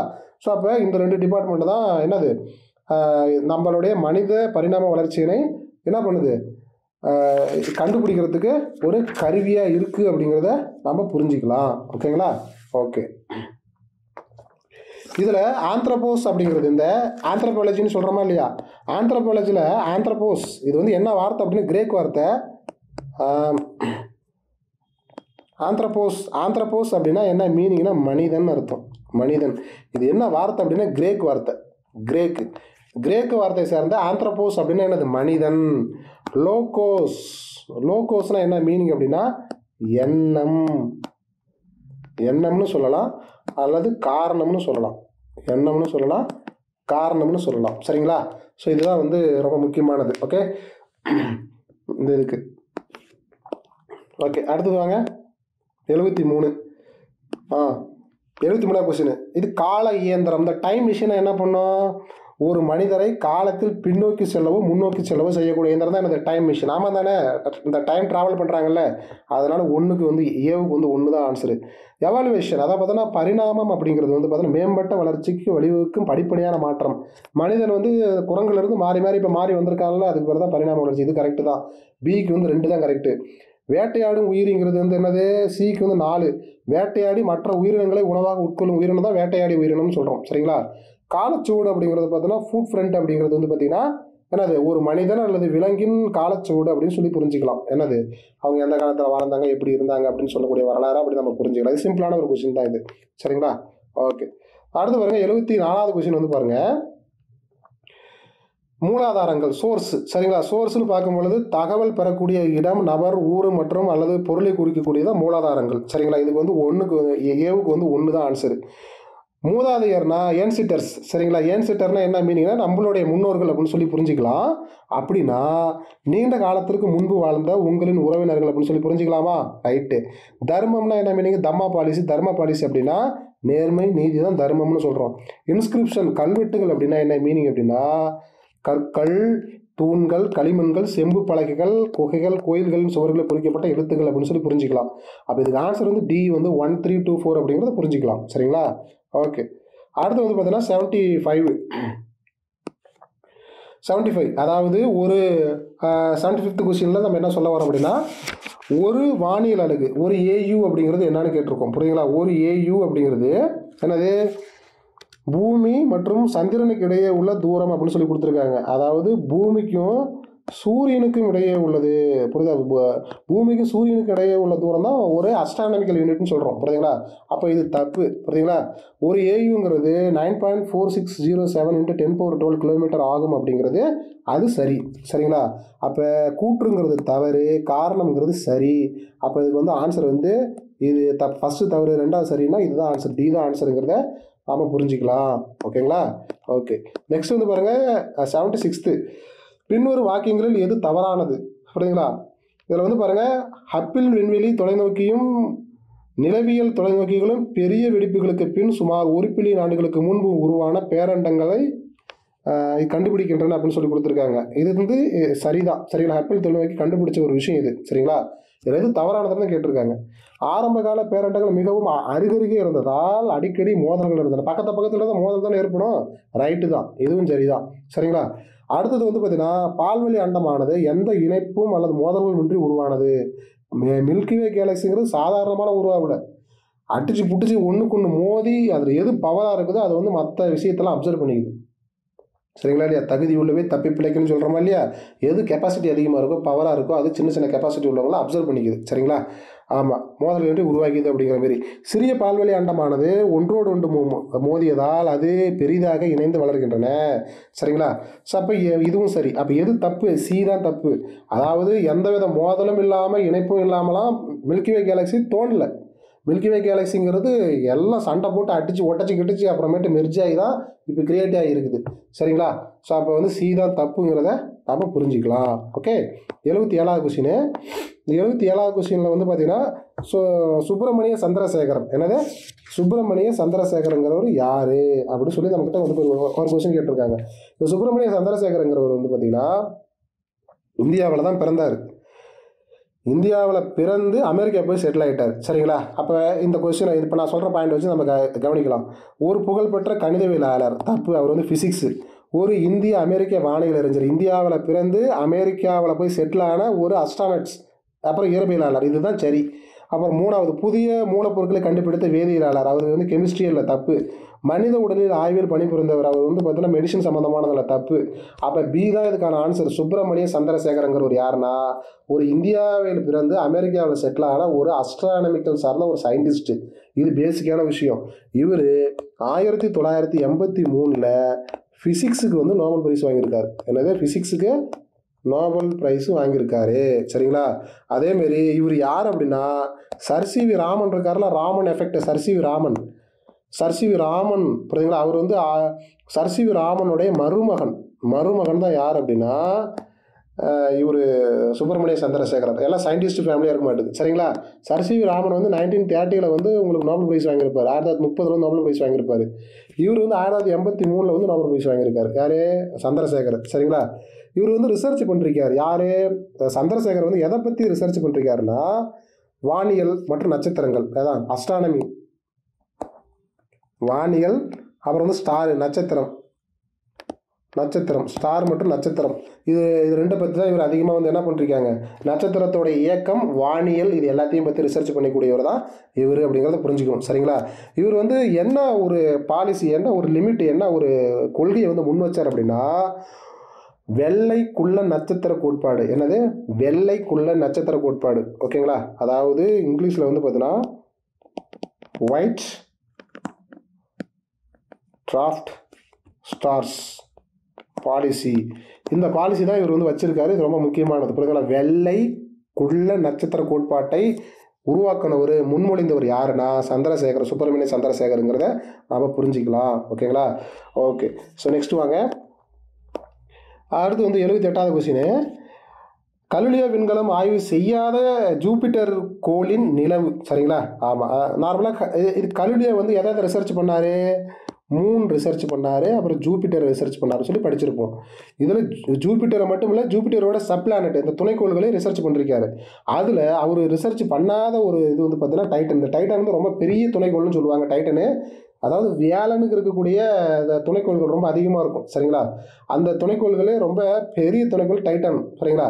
அதை வந்து அவர் ரிசர்ச் பண்ணல அப்படின்னு சொல்லியிருக்காங்க. அப்போ கலிலியோ வந்து எதெல்லாம் ரிசர்ச் பண்ணார், ஜூபிட்டருடைய கோள்களில் எதாவது ரிசர்ச் பண்ணாரோ துணைக்கோள்களில் யூரோப்பாவை ரிசர்ச் பண்ணிருக்காரு, காலிஸ்டோ இது பண்ணிருக்காரு, ஐஓவை ரிசர்ச் பண்ணிருக்காரு, கன்னிமேடு, இது எல்லாத்தையும் ரிசர்ச் பண்ணிருக்காரு. டைட்டனை மட்டும் பண்ணல அப்படிங்கிறத நாம் புரிஞ்சிக்கலாம். ஓகேவா? 79வது கொஸ்டின். டாக்டர் ஏபிஜே அப்துல் கலாம் அவர்கள் 1980ஆம் ஆண்டில் இந்தியாவின் முதல் செயற்கைக்கோள் ஏவுதலை PSLV-3 மூலம் ரோகிணி 1 செயற்கைக்கோளை வெற்றிகரமாக ஏவினார் சொல்லியிருக்காங்க. இந்தியாவின் முதல் செயற்கைக்கோள்னு சொல்லியிருக்காங்க. இது தப்பு. PSLV-லாம் வந்து இந்தியாவின் முதல் செயற்கைக்கோள்லாம் இல்லை. இந்தியாவின் முதல் செயற்கைக்கோள் வந்து 1974 வந்து ஆரியப்பட்டா. சரிங்களா? ஆரியப்பட்டா தான் இந்தியாவின் முதல் செயற்கைக்கோள். ஆனால் 1980 வந்து இந்த ரோகிணிங்கிறது ஒன்று செயற்கைக்கோளுங்கிறது வந்து இது அடுத்தடுத்து வந்து செயற்கைக்கோள். அப்போ ஃபஸ்ட்டு சென்டென்ஸு தப்பு. ரெண்டாவது ஆறுங்கிறது பார்த்தீங்கன்னா அவர் இந்திய பாதுகாப்புத் துறையில் இந்த திரிஷூல், அக்னி, பிரித்யூ, நாக்கு, ஆகாஷ் போன்ற ஏவுகணைகளை வடிவமைக்கும் திட்ட இயக்குனராக இருந்திருக்காரு அப்படிங்கிறது சரி. அப்போ ஏ தப்பு, ஆர் வந்து சரியானதுங்கிறத புரிஞ்சுக்கிங்க. ஓகேங்களா? ஓகே, அடுத்து வந்து பாருங்கள். பின்வருவற்றில் எது சரியானது? டாக்டர் ஏபிஜே அப்துல் கலாமிற்கு பாரத ரத்னா விருது வழங்கப்பட்டது. ஆமாம் தானே? ஆமாம், வழங்கப்பட்டது. சரிங்களா? யாருக்கு? நம்மளுடைய ஏபிஜே அப்துல் கலாமுக்கு என்ன வழங்கப்பட்டது? இது வழங்கப்பட்டது. என்னது? இது பாரத ரத்னா விருது வழங்கப்பட்டது. இந்த பாரத ரத்னா விருது வந்து எப்போ வழங்கப்பட்டது அப்படின்னா 1997 வழங்கப்பட்டது. ரொம்ப ரொம்ப முக்கியமானது. என்ன ரீசனுக்காக Bharat Ratna? India highest civilisation award, இந்தியாவின் மிக உயரிய குடிமகன் விருது பாரத ரத்னா விருது. அந்த விருது 1997 நம்ம தலைவர் வாங்கியிருக்காரு அப்துல் கலாம். எதுக்காக வாங்கியிருக்காருன்னா சயின்ஸ், என்னது? Science and engineering, science and engineering, அறிவியல் மற்றும் பொறியியல் துறைக்காக அவர் பங்களிப்பு வழங்கியதற்காக அவருக்கு வந்து பாரத் ரத்னா விருது வழங்கியிருக்காங்க. இந்தியாவின் ஏவுகணை திட்ட வளர்ச்சியில் முக்கிய பங்காற்றினார். ஆமாம் தானே, சரிதான். இந்தியாவின் முதல் விஞ்ஞானி குடியரசுத் தலைவர், ஃபர்ஸ்ட் சயின்டிஸ்ட் பிரசிடென்ட் யார்? நம்மளுடைய ஏபிஜே அப்துல் கலாம் தான். எப்போ வந்து இருந்தார் அப்படின்னா பிரசிடெண்டாக 2002 இருந்து 2007 தான் இவர் பிரசிடெண்டாக இருந்தாருங்கிறத ரொம்ப ரொம்ப முக்கியமான விஷயம். ஸோ அப்போ இதுக்கு ஆன்சர் வந்து பார்த்தீங்கன்னா 1, 2, 3 தான் ஆன்சர். சரிங்களா? 3மே ரைட்டு அப்படிங்கிறது தான் இதுக்கு வந்து சரியான விடையாக இருக்க போகுது. சரிங்களா? ஓகே. ஸோ இனிமேல் வந்து கரண்ட் அஃபேர்ஸ் தான் வரும், பார்த்துக்கலாம். இதில் வந்து பாருங்கள், முதல் உலகளாவிய இயற்கை பாதுகாப்பு குறியீடு அப்படின்னு சொல்லியிருக்கோம். முதல் உலகளாவிய இயற்கை பாதுகாப்பு குறியீடு நேச்சுரல், இந்த குளோபல் நேச்சுரல் இண்டெக்ஸ் அப்படிங்கிறது. சரிங்களா? இது முதல்ல எப்போ இது பண்ணால் 2004 தான் ஃபஸ்ட்டு. இதோடைய ஃபஸ்ட்டு சென்செக்ஸ் 2024 தான். சரிங்களா? இதில் மொத்தம் 180 நாடுகளுக்கு இந்த சென்செக்ஸ் எடுத்தாங்க, இந்த கால்குலேஷன் பண்ணாங்க. இதில் இந்தியா வந்து 176வது நாடு, ரொம்ப மட்டமாக அடியில் கிடக்குது இந்தியா. சரிங்களா? அப்போ இயற்கை பாதுகாப்பு குறியீடுனா என்ன சார் அப்படின்னா, லேண்ட் மேனேஜ்மெண்ட், என்னது, நில மேம்பாடு. நில மேம்பாடு, நிலம் வந்து எந்த அளவுக்கு மாசுபடாமல் இருக்குது, பாதுகாப்பாக இருக்குது, சுத்தமாக இருக்குதுன்னு சொல்கிறோமா இல்லையா, நில மேம்பாடு. சரிங்களா? இது ஒன்று. அடுத்தது வந்து பார்த்தீங்கன்னா உயிர்கோளம், இந்த பயோடைவர்சிட்டின்னு சொல்கிறோமா இல்லையா. உயிர்கோளம்னா என்னது? உயிர்கோளம்னா எல்லா உயிரினங்களும் வாழக்கூடிய ஒரு சூழலை இந்தியன் கவர்மெண்ட் ஏற்படுத்தி வச்சுருக்குதா? சரிங்களா இல்லையா? அப்போ லேண்ட் மேனேஜ்மெண்ட்டு, புரியுதுங்களா? அடுத்தது வந்து பார்த்தீங்கன்னா பயோடைவர்சிட்டி. இது ரெண்டை பேஸ் பண்ணி தான் இந்த குளோபல் நேச்சர் கன்வர்சேஷன் இண்டெக்ஸை வந்து ரிலீஸ் பண்ணுறாங்க. 180 நாடுகளில் இந்தியா 176வது நாடாக இருக்குது. அப்படின்னா 176வது நாடாக இருக்குதுன்னா இந்தியாவுக்கு எத்தனை பாயிண்ட் அப்படின்னா 45.5 பாயிண்ட்டு. அதாவது பார்த்தோன்னா மொத்தம் 45.5 பாயிண்ட்டு. எவ்வளோக்கு? இந்த 100க்கு 45.5 பாயிண்ட் எடுத்து தான் இந்தியா வந்து பார்த்தீங்கன்னா 176வது இடத்துல இருக்குது. அப்போ லாஸ்ட் பிளேஸில் என்னென்னா கிரிபாட்டின்னு ஒரு ஊர் இருக்குது. என்னது? கிரிபாட்டி. இந்த கிரிபாட்டின்னு அப்படியே ஒரு நாடு இருக்குது. இது வந்து 41.2 மார்க் எடுத்துருக்குதுங்க 100க்கு. அந்த பர்சன்டேஜ் வந்து ரொம்ப கம்மியாக இருக்கிறதால ரொம்ப லாஸ்ட் கண்ட்ரினா கிரிபாட்டி. அதில் வந்து 176வது நாடுனா இந்தியா 45.5. அப்போ ஃபஸ்ட்டு பிளேஸில் என்ன சார் இருக்குன்னா லக்சம்பர்க். என்னது? இது ஃபஸ்ட்டு பிளேஸில் என்ன இருக்குது அப்படின்னா, ஃபஸ்ட்டு பிளேஸில் லக்சம்பர்க். இந்த லக்சம்பர்க் தான் இருக்குது. இந்த லக்சம்பர்க் வந்து 100க்கு 70.8 பாயிண்ட் எடுத்துருக்குது. சரிங்களா? இதுதான் வந்து இதோட ரொம்ப முக்கியமானது. இது யார் வெளியிடுறாங்க அப்படின்னா, இந்த குளோபல் நேச்சர் கன்வர்சேஷன் இண்டெக்ஸை வந்து யார் வந்து டிக்ளேர் பண்ணுறாங்க அப்படின்னா ஒரு வெப்சைட்டு தான். அதாவது பார்த்தீங்கன்னா biodp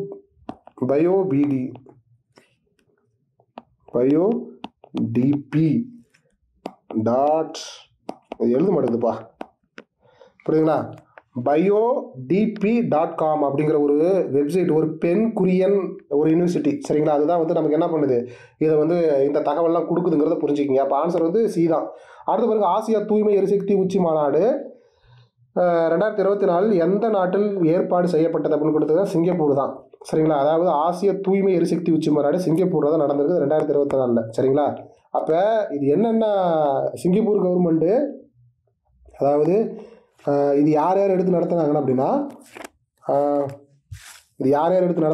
Singapore economic development bank. இது ஒன்று. Singapore economic development bank, Singapore பொருளாதார மேம்பாட்டு வங்கி. இது ஒன்று. அடுத்தது வந்து பார்த்திங்க அப்படின்னா ஏசியன் டெவலப்மெண்ட் பேங்க். இது 2. ஆசிய வளர்ச்சி வங்கி 2. அடுத்தது பார்த்தீங்கன்னா எனர்ஜி, சரிங்களா, மார்க்கெட்டிங் ஏஜென்சி அப்படிங்கிறது EMA, அதாவது ஆற்றல், சரிங்களா, எரிசக்தி சந்தை ஆணையம்ங்கிறது 1. ஆசிய வளர்ச்சி வங்கிங்கிறது 2. சிங்கப்பூர் பொருளாதார மேம்பாட்டு வங்கிங்கிறது 3. இது 3 பேரும் சேர்ந்து தான் எடுத்து நடத்தியிருக்காங்க. சரிங்களா? அதாவது தூய்மை எரிசக்தி மாநாடுனா என்ன மீனிங்னா, இந்த கார்பன் ரெடக்ஷன் சொல்லுவாங்க. என்னது? இப்போ வந்து நம்ம பைக்கு காரில் போகிறோம், புகை வருது, அதனால் வந்து சுற்றுச்சூழல் மாசுபடுது, ஓசோன் ஓட்ட போடுது. அப்போ இந்த கார்பன் குறைபாடு, கார்பன் ரெடக்ஷனுங்கிற ஒரு பாயிண்ட்டை வந்து மையப்புள்ளியாக வச்சு அப்போ நம்ம இனிமேல் என்னென்ன ஃபியூல் வந்து யூஸ் பண்ணலாம், எந்த ஃபியூல் யூஸ் பண்ணால் கம்மியான பொல்யூஷன் ஏற்படும் அப்படிங்கிறதெல்லாம் அடிப்படையாக வச்சு நம்ம என்ன பண்ணுறோம், இந்த மாநாட்டு நடத்தலாம் அப்படின்னு சொல்லி அவங்க முடிவு பண்ணி நடத்தினாங்க சிங்கப்பூரில். சரிங்களா? ஸோ அப்போ வந்து சிங்கப்பூர் தான் answer. Okay okay. So next வந்து பாருங்கள், சுற்றுச்சூழல் கப்பல் குறியீட்டின் கீழ் கிரீன் ஷிப் ஊக்கத்தொகை. சரிங்களா? இந்த கிரீன் ஷிப் ஊக்கத்தொகை அப்படிங்கிறது அமல்படுத்தி இந்தியாவின் முதல் துறைமுகம் அப்படிங்கிறது என்னது, மோர்குவாவ் துறைமுகம். இந்த மோர்குவாவ் துறைமுகம் தான் வந்து பார்த்தீங்கன்னா கிரீன் ஷிப் ஊக்கத்தொகையை அமல்படுத்திய முதல் இந்திய மாநிலம். இந்த மோர்குவாவ் அப்படிங்கிறது வந்து எங்கே இருக்குது அப்படின்னா கோவாவில் இருக்குது. எங்கே இருக்குது? கோவாவில் உள்ள ஒரு ஹார்பர் தான் வந்து மோர்குவாவ் அந்த போர்ட் அப்படிங்கிறது. சரிங்களா? நார்மலாக இப்படி வந்து கொச்சின்னா எங்கே இருக்கும், அது வந்து கேரளாவில் இருக்குது. புரியுதா? அந்த கொச்சின் ஹார்பர். மங்களூர்னா எங்கே இருக்குதுன்னா கர்நாடகாவில் இருக்குது. பாரதீப்னா ஒரிஷாவில் இருக்குது. புரியுதுங்களா? ஒரிஷா. ஸோ இது கொஞ்சம் புரிஞ்சுக்கிங்க. ஓகே சரி, நெக்ஸ்ட் வாங்க. அடுத்து வந்து ஒவ்வொரு ஆண்டும் நவம்பர் 1 அன்று உலக அளவில் கொண்டாடப்படும் நாள் அப்படின்னு கேட்டிருக்காங்க. உலக சைவ தினம் தான் நவம்பர் 1. சரிங்களா? நவம்பர் 1 அப்படிங்கிறது வந்து உலக சைவ தினம் அப்படின்னு சொல்லி நம்ம புரிஞ்சுக்கலாம். இது தாண்டி எக்ஸ்ட்ரா வந்து பார்த்தீங்கன்னா ஜூன் 5 அப்படிங்கிறது உலக சுற்றுச்சூழல் தினம். சரிங்களா? உலக எழுத்தறிவு தினம் அப்படிங்கிறது செப்டம்பர் 8. சரிங்களா? செப்டம்பர் 8 தான் வந்து பார்த்தா உலக எழுத்தறிவு தினம், செப்டம்பர் 8. உலக சுகாதார தினம்ங்கிறது ஏப்ரல் 7. ஏப்ரல் 7 வந்து பார்த்தீங்கன்னா உலக சுகாதார தினம்ங்கிறது புரிஞ்சுக்கிங்க. நமக்கு வந்து கேட்டிருக்க கொஸ்டின் நவம்பர் 1னா என்னங்கிறது உலக சைவ தினம் அப்படிங்கிறத நம்ம புரிஞ்சுக்கலாம். சரிங்களா? ஓகே, நெக்ஸ்ட் வந்து பாருங்கள், 85வது கொஸ்டின். எந்த இந்திய மாநிலம் நவம்பர் 1, 2024 அன்று தனது 69வது நிறுவன தினத்தை கொண்டாடியது அப்படின்னா கேரளா தான். சரிங்களா? நவம்பர் 1 அதாவது ஸ்டேட் ரீஆர்கனைசேஷன் கமிஷன் அப்படிங்கிறது 1956. சரிங்களா? இந்த கமிஷன் மூலமாக ஸ்டேட் ரீஆர்கனைசேஷன் ஆக்ட்னு போடுவாங்க. State reorganisation act commission 1956. State reorganisation ஆக்ட்டுங்கிறது வந்து 1956 நவம்பர் 1. இந்த சட்டத்தின் மூலமாக என்ன பண்ணாங்க, மொத்தம் 15 மாநிலமாக இந்தியாவில் அப்போ இருந்துச்சு. 1956 வந்து எத்தனை மாகாணமாக இருந்துச்சு இந்தியா? 15 மாகாணமாக இருந்துச்சு.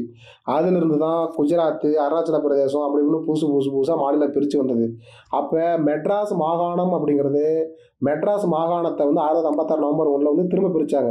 அதில் வந்து ஆந்திரா, கர்நாடகா, கேரளா, தமிழ்நாடு இப்படின்னு சொல்லி மொத்தம் 4 பங்காக பிரித்தாங்க. அப்படி 4 பங்காக பிரிக்கும் போது கேரளா பிரிஞ்சு வந்ததில்ல, இந்த கேரளா பிறந்ததுன்னா நவம்பர் 1ஆம் தேதி, கர்நாடகா பிறந்ததுன்னா நவம்பர் 1. ஒரே வயதில் 4 குழந்தை பிறந்த மாரி ஆந்திரா பிறந்தது, தமிழ்நாடு பிறந்தது எல்லாமே நவம்பர் 1 தான். முன்னாடிலாம் நவம்பர் 1ஆம் தேதி தான் தமிழ்நாடு டேன்னு சொல்லி கொண்டாடிக்கிட்டு இருந்தோம். இப்போ ஸ்டாலின் கவர்மெண்ட் வந்ததுலேருந்து ஜூலை 18ஆம் தேதி தான் தமிழ்நாடு டே. டிஎம்கே வந்ததுன்னா ஜூலை 18 தமிழ்நாடு டே. அதிமுக வந்ததுன்னா நவம்பர் 1ஆம் தேதி தமிழ்நாடு டே. இவ்வளோதான் வித்தியாசம். சரிங்களா? ஓகே, இப்போதைக்கு இதை புரிஞ்சுக்கிங்க. அதனால் வந்து கேரளா தான் சமீபத்தில் வந்து அந்த ஃபெஸ்டிவல் வந்து செலிப்ரேட் பண்ணாங்கங்கிறத புரிஞ்சுக்கிங்க. ஓகே, சரி நெக்ஸ்ட் வாங்க. சீனாவின் பெல்ட் அண்ட் ரோடு முன்முயற்சியில் சேர வேண்டாம் என்று சமீபத்தில் எந்த பிரிக்ஸ் நாடு முடிவெடுத்தது அப்படின்னா பிரேசில் தான் முடிவெடுத்தது.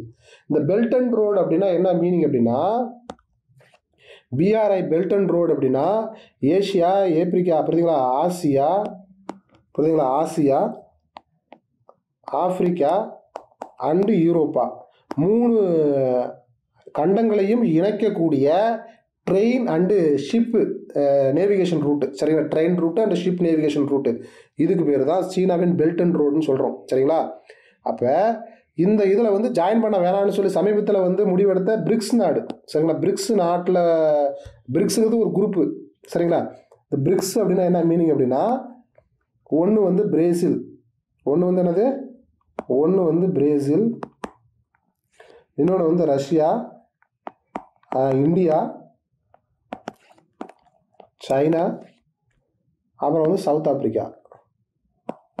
இதெல்லாம் சேர்ந்தது பார்த்து பிரிக்ஸ். முன்ன பிரிக்காக இருந்தது, இப்போ வந்து பிரிக்ஸாக மாறிடுச்சு. ஓகேவா? அப்போ ஆன்சர் வந்து இப்போ பிரேசில் புரிஞ்சுக்கிங்க. சரிங்களா? ஓகே, அடுத்து பாருங்கள். நவம்பர் 1, 2024 அன்று போஸ்ட்வானாவின் 6வது ஜனாதிபதியாக அறிவிக்கப்பட்டவர் யாருன்னா டூமா போக்கோ. இந்த டூமா போக்கோங்கிறது தான் போஸ்ட்வானாவுடைய புது என்னது ஜனாதிபதி, அதான் பிரசிடெண்ட்டாக அறிவிக்கப்பட்டிருக்காருங்கிறத புரிஞ்சுக்கிங்க. இந்த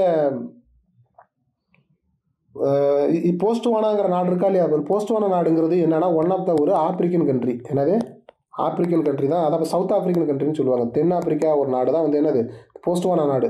இந்த south African country Botswana நாட்டோடைய capital வந்து பார்த்தீங்கன்னா கேபர் ஒன்.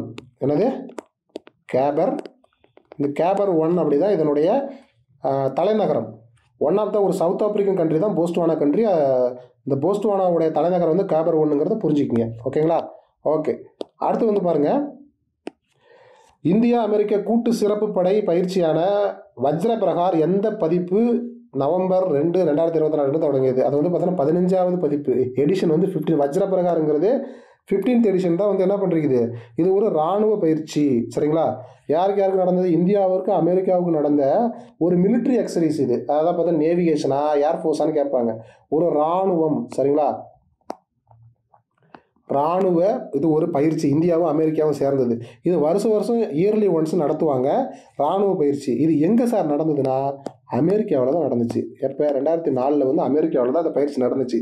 எதுக்கு இந்த 2 நாடு சேர்ந்து பண்ணுறாங்க அப்படின்னா, ரெண்டு பேத்துக்குள்ள ஒரு நல்ல ஒரு அண்டர்ஸ்டாண்டிங் வரும்.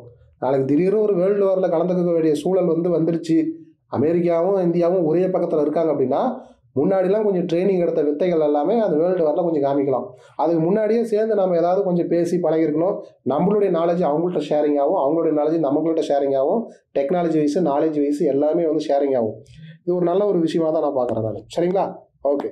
ஸோ அடுத்தது வந்து பாருங்கள், நவம்பர் 1, 2022 ஜகார்த்தாவில் தொடங்கிய இந்தியா மற்றும் இந்தோனேஷியா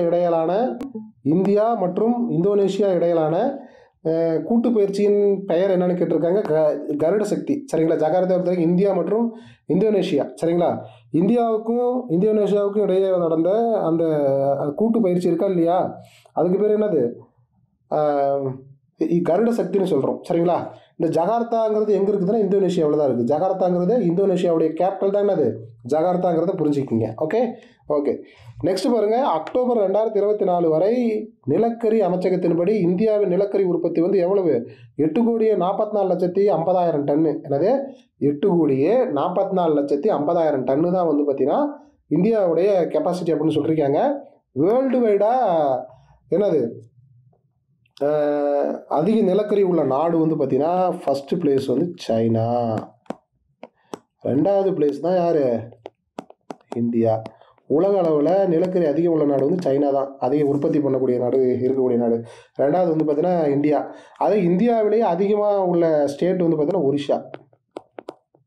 ஒரிஷா தான் அதிகமாக வந்து கோல். சரிங்களா? அதிகமாக நிலக்கரி உற்பத்தி பண்ணுது. இது வந்து பார்த்தீங்கன்னா இப்போ இந்த மினிஸ்ட்ரி, இந்த கோல் மினிஸ்ட்ரின்னு இருக்குல்ல, நிலக்கரி அமைச்சகம், இந்த கண்ட்ரோலில் தான் நம்மளுடைய கடலூர் நெய்வேலி என்எல்சி இருக்குது. நெய்வேலி லிக்னைட்டு இந்த கார்பரேஷன் வந்து யார் கட்டுப்பாட்டில் இருக்குது? மினிஸ்ட்ரி. புரியுதா? கோல் மினிஸ்ட்ரி இருக்குல்ல, அதனுடைய கட்டுப்பாட்டில் இருக்குங்கிறத நீங்கள் புரிஞ்சுக்கணும். ஓகேங்களா? ஓகே. ஸோ 91. ஸோ இது எல்லாம் முடிஞ்சது. இனிமேல் தமிழ் தான். ஓகேங்களா? தமிழ் தான் இனிமேல். அப்படியே டக்குன்னு முடிச்சிடலாம். ஓகே. தமிழை பொறுத்த வரைக்கும் வந்து பாருங்கள், லாஸ்ட் 10 கொஸ்டின். இந்த பொறுத்துக்கு வந்து இது நீங்கள் புக்கில் படித்தவங்களுக்கு தெரிஞ்சிருக்கும் இது என்ன அப்படின்னு. இது என்ன கொடுத்துருக்காங்கன்னா, தாவரங்கள் இருக்குல்ல, பிளானட்டு, அதனுடைய பிஞ்சு வகை. சரிங்களா? அதாவது தாவர பிஞ்சு வகை. ஒவ்வொரு தாகம் வந்து இளங்கன்றாக இருக்குமா இல்லையா, விதை போட்டு உருவாகுதா இல்லையா, சின்ன செடியாக வருது, அப்புறம் மெச்சூர்ட் ஆகுது, அப்புறம் பெருசாகுது. அப்போ தாவரத்துடைய பிஞ்சு வகை தான் என்னது, இந்த டைப்பு. முசுங்கிறது ஒரு தாவரத்துடைய பிஞ்சு வகை. சரிங்களா?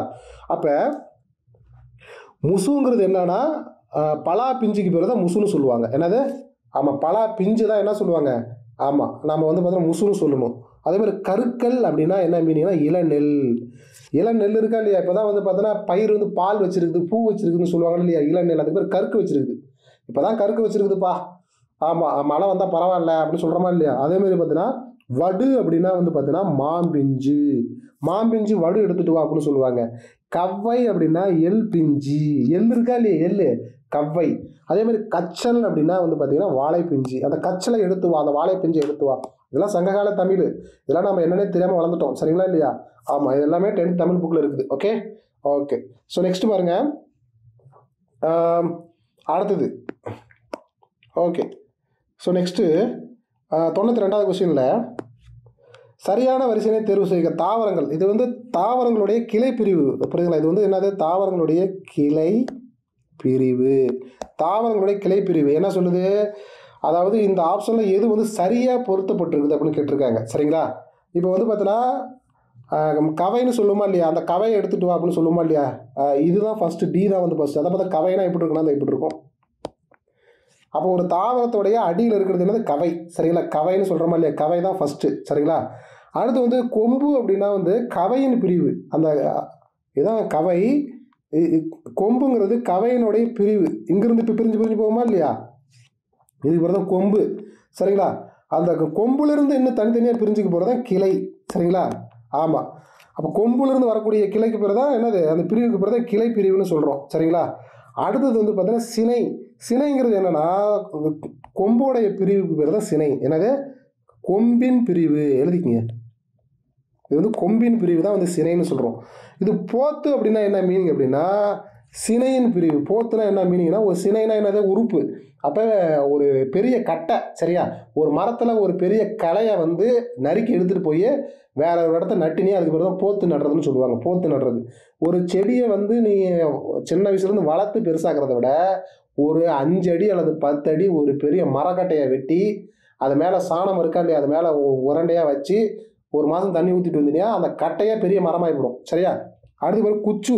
புரியுதா? குச்சுனா போத்து இருக்கா இல்லையா? போத்து. இவ்வளோ பெரிய கட்டை இருக்கா இல்லையா? இதுலேருந்து சைடில் வரக்கூடிய அந்த ஒரு இதுக்கு பேர் தான் குச்சு. சரிங்களா? இணுக்கு அப்படின்னா குச்சியின் பிரிவு. இணுக்குன்னு என்னது? இந்த குச்சி இருக்கா இல்லையா? இதுலேருந்து வரக்கூடிய சின்ன சின்ன இதுக்கு பேர் தான் வந்து பார்த்தீங்கன்னா இணுக்குன்னு சொல்கிறாங்க. அப்போ இதுதான் ஆன்சரு 92ங்கிறத புரிஞ்சுக்கிங்க. ஓகேவா? ஓகே. ஸோ டிஸ்கஷன் எப்படி இருக்குங்கிறத கமெண்ட் பண்ணுங்கள். தொடர்ச்சியாக நம்மளுடைய டெஸ்ட்டை ஃபாலோ பண்ணிக்கிட்டே இருங்க. ஓகே. ஓகே. ஸோ அடுத்து பாருங்கள், இது வந்து பிஞ்சுன்னு சொல்லியிருக்காங்க. சரிங்களா? இதில் வந்து பொறுத்துக்குன்னு சொல்லி கொடுத்துருக்காங்க. இதில் பிஞ்சு அப்படின்னா என்னது?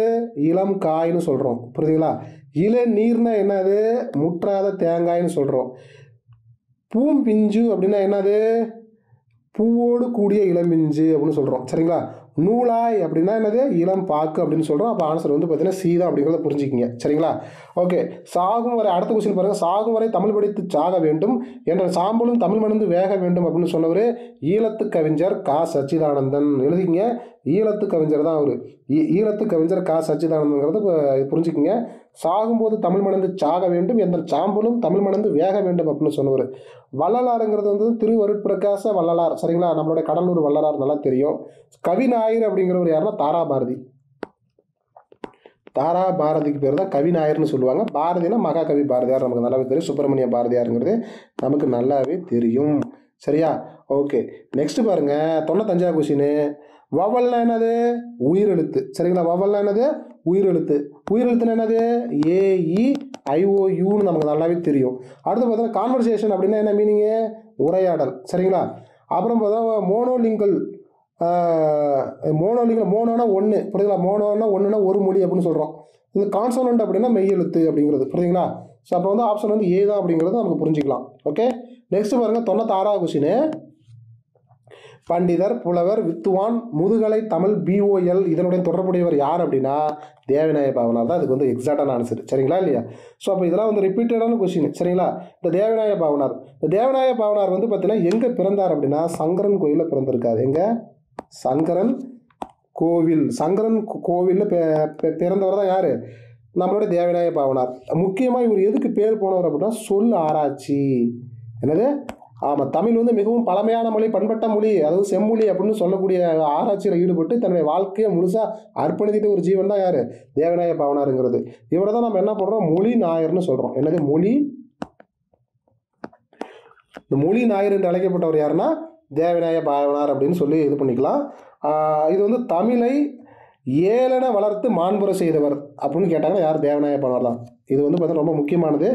தமிழை ஆளென வளர்த்து, புரியுதா? தமிழை ஆள் என வளர்த்து மாண்புற செய்தவர் யார் அப்படின்னு கேட்டால் தேவநாய பாவனார் தான். ரொம்ப ரொம்ப முக்கியமான விஷயம். அடுத்து பாருங்கள், பொறுத்துக்கு 97வது கொஸ்டினில் சூம்பல் அப்படின்னு சொல்லி கொடுத்துருக்காங்க. சரிங்களா? ஸோ இதெல்லாம் என்ன வார்த்தை சார் அப்படின்னா கெட்டுப்போன காய்கறி வகை. இதில் என்ன கொடுத்துருக்காங்கன்னா கெட்டுப்போன காய்கறி வகை தான் வெரைட்டியாக கொடுத்துருக்கான்.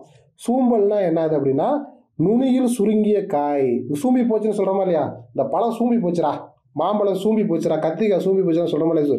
அதான் நுனியில் சுருங்கிய காய். வெம்பல்னா என்னது? சூட்டினால் பழுத்த பிஞ்சு. என்னது? சூட்டினால் பழுத்த பிஞ்சு தான் வெம்பல். சிவியல்னா என்ன மீனிங் அப்படின்னா சுருங்கிய பழம். சரிங்களா? ஆமாம், சிவியெல்லாம் சுருங்கிய பழம்னு சொல்கிறோம். சொத்தைனா என்ன மீனிங்கு? புழு பூச்சி அரித்த கனி தான் சொத்தைன்னு சொல்கிறோம். அப்போ ஆப்ஷன் வந்து டி தாங்கிறது இதில் நம்ம இது புரிஞ்சுக்கலாம். 97. அடுத்து பாருங்கள், 98ங்கிறது வந்து பார்த்திங்கன்னா கோவில்களில் தமிழில் வழிபாடு நடைபெற வேண்டும் எனவும் பிறப்பு இறப்பு தொடர்பான சடங்குகள் யாவும் தமிழ் நடைபெற வேண்டும் வலியுறுத்துவது யாரோ தேவநாய பாவனார் தான். சரிங்களா?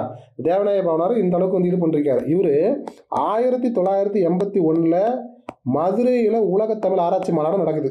அப்போ எம்ஜிஆர் பீரியடில் இது நடக்குது. இந்த மாநாட்டில் அவர் வந்து என்ன பண்ணுறாருன்னா ஸ்பீச் கொடுக்குறாரு. என்ன ஸ்பீச் கொடுக்குறாருன்னா மாந்தன் தோற்றமும் தமிழின் மரபும். சரிங்களா? மாந்தன் தோற்றமும் தமிழின் மரபும் என்று உலகத்தமிழ் மாநாட்டில் ஸ்பீச் கொடுத்தவர் யாரும் தேவநாய பாவனார். அப்போ அந்த ஸ்பீச்சில் என்ன பண்ணுறா, தமிழ் எந்த அளவுக்கு பண்பட்டது, பழமையான தனித்துவம் மிக்கதுன்னு சொல்லி விட்டு விளாசுறாரு. சரிங்களா இல்லையா? அதனால் இந்த பாயிண்ட் வந்து ரொம்ப முக்கியமானது. சரிங்களா? ஓகே ஓகே அடுத்து பாருங்கள், 99வது கொஸ்டின். முறி அப்படின்னா என்னன்னா, என்னது முறினா வேம்பின் இது கொழுந்து அப்படின்னு சொல்லுவோம். அதாவது பார்த்தீங்கன்னா தாவரத்தோடைய நுனி பகுதி கொழுந்துன்னு சொல்லுவோம் தெரியுமா? அதுதான் அந்த பொறுத்துக்களை கேட்டிருக்காங்க. முறினா என்னன்னா வேம்பின் கொழுந்து. சரிங்களா? வேம்பு மட்டும் இல்லை, வேம்பின் கொழுந்தையும் முறின்னு சொல்லுவாங்க. புளிய மரத்தோடைய கொழும்பையும் என்ன சொல்லுவாங்க? முறின்னு தான் சொல்லுவாங்க. அதே மாதிரி குருத்து அப்படிங்கிறது வந்து பார்த்திங்கன்னா என்னது? குருத்து அப்படிங்கிறது சோளத்தின், புரியுதுங்களா, சோளத்தின் கொழுந்து. புரியுதுங்களா? இப்போ தான் குருத்து வெளியே வருது. புரியுதுங்களா? இன்னும் கொஞ்ச நாள் ஆனால் அறுத்துடலாம் அப்படின்னு சொல்கிறோமா இல்லையா? நம்ம குருத்துனா என்னது? சோளத்தோட கொழுந்தையும் குருத்துன்னு தான் சொல்லுவோம். அடுத்தது வந்து பார்த்திங்க அப்படின்னா புல். சரிங்களா? அதான் பார்த்தோன்னா கரும்பு குருத்து, தென்னை குருத்து, பனை குருத்து, இது எல்லாமே குருத்தில் தான் வரும். சரிங்களா? அப்புறம் பார்த்தா கொழுந்தாடை அப்படின்னா கரும்புடைய நுனிப்பகுதி. கரும்பாடைய நுனிப்பகுதி தான் என்னது? இது கொழுந்தாடைன்னு சொல்கிறோம். அப்புறம் துளிர் அல்லது தளிர்னு சொல்லலாம். புரியுதுங்களா? துளிர் அல்லது தளிர் அது எதுக்கு சொல்கிறோம் அப்படின்னா நெல்லுடைய கொழுந்து, நெல் அல்லது புல், நெல் கொழுந்து அல்லது புல் கொழுந்துக்கு பேர் துளிர் அல்லது தளிர்னு சொல்லுவாங்க. சரிங்களா? ஓகே. ஸோ இதில் லாஸ்ட் கொஸ்டின் மட்டும் பார்த்துடலாம். சார்ஜ் நிற்க போகுது. மன்னிப்புங்கிறது உருது சொல், பொறுத்துக்கொள்க என்பது தமிழில் சொல்லுங்கள் என்று கூறியவர். சரிங்களா? ஒரு நண்பர் வீட்டுக்கு தேவநாய பாவனார் போகிறாரு. அந்த நண்பர் வந்து பார்த்தீங்கன்னா ஐயா என்னை மன்னிச்சிருங்க அப்படின்னு சொல்கிறாரு. ஒரு பேசிகிட்டு இருக்கும் பொழுது மன்னிப்புங்கிறது உருது சொல், அதை பேசாத, பொறுத்துக்கொள்க என்று தமிழில் சொல்லுங்க அப்படின்னு சொல்லி தமிழுக்கு இம்பார்ட்டன்ட் கொடுத்துருக்காரு. இப்போலாம் நம்ம போய் ஏதாவது மன்னிப்பு சொல்லு, உருது சொல்லுப்பா, சாரின்னு சொல்கிறது இங்கிலீஷு, நீ பொறுத்துக்கொள்ளுன்னு சொல்லு தமிழ்னு சொன்னீங்கன்னா நம்மளை வந்து என்ன சொல்லுவாங்க? என்னப்பா மொக்க போடுறான் அப்படி இப்படின்னு சொல்லுவாங்க. சரிங்களா? அப்போ அப்படி சொன்னது யாருன்னா தேவநாய பாவனார் தான் சொல்லியிருக்காருங்கிறத நம்ம புரிஞ்சுக்கணும். சரிங்களா? தேவநாய பாவனார் எந்த அளவுக்கு நமக்கு சப்போர்ட் பண்ணிருக்காரு, எந்த அளவுக்கு நம்ம கூட வந்து தமிழை வளர்த்துருக்காருங்கிறத நம்ம புரிஞ்சுக்கலாம். புரியுதுங்களா? உலகின் முதல் மொழி தமிழ் தான், அது ரொம்ப பழமையான மொழி, செம்மொழி அப்படின்னு சொல்லி வாழ்நாள் ஃபுல்லாக ஆராய்ச்சி பண்ண மனுஷன் அந்த மனுஷன். சரிங்களா இல்லையா? சொற்பிறப்பியல் அகரமுதலி திட்ட இயக்குனர். சரிங்களா? சொற்பிறப்பியல் அகரமுதலி ஒரு கான்செப்ட் இருக்குது. அதனுடைய ப்ராஜெக்ட் டைரக்டர், அதனுடைய திட்ட இயக்குனர் தான் யார்? நம்மளுடைய தேவநாய பாவனார். அப்படிங்கிறது நம்ம இது மூலமாக பார்க்கலாம். இதனுடைய 100 கொஸ்டின் முடிஞ்சு போச்சு. சரிங்களா? நம்மளுடைய டிஸ்கஷன் எப்படி இருக்குங்கிறத நீங்கள் கமெண்டில் போடுங்க. நீங்கள் ஒவ்வொரு டெஸ்ட்டும் தாராளமாக எழுதுங்க. நல்லா டிஸ்கஷனை ஃபாலோ பண்ணுங்கள். எந்த டவுட்டாக இருந்தாலும் கேளுங்க. ஸோ பாசிட்டிவாக இருந்தால் பாசிட்டிவாக கமெண்ட் போடுங்க. எங்களுக்கு அது ஒரு ஊக்கமாக இருக்கும். தொடர்ச்சியாக நம்ம டெஸ்ட்டை ஃபாலோ பண்ணுங்கள். ஸோ அடுத்தது வந்து உங்களுக்கு சைக்காலஜி வீடியோ வந்து அடுத்தது வரும். ஸோ தொடர்ச்சியாக எல்லா வீடியோவுமே பாருங்கள். சரிங்களா? டேரெக்டாக நீங்கள் வந்து கீ பார்க்குறத விட கொஸ்டின் பிரிண்ட் அவுட் போட்டு வச்சுக்கிட்டு கீயை ஃபுல்லாக பாருங்கள். கொஞ்சம் கஷ்டமாக தான் இருக்கும். ஆனால் இந்த இப்படி பட்டால் தான் நீங்கள் வந்து பார்த்தீங்கன்னா என்ன பண்ண முடியும்? டாப் ரேங்க் வாங்க முடியும். ஓகேங்களா? தேங்க்யூ.